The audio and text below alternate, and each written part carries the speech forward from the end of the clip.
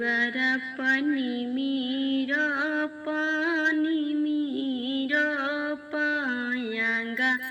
नामे कादमार पहे लाला ना खीरी की पर रूप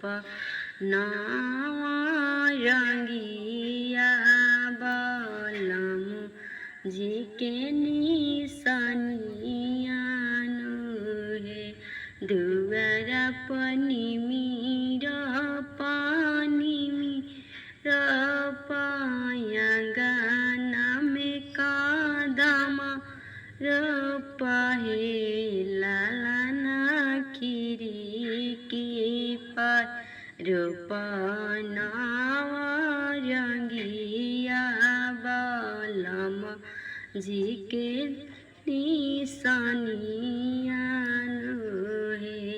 दुआर पनी मी काटू यांगा नामे कादमा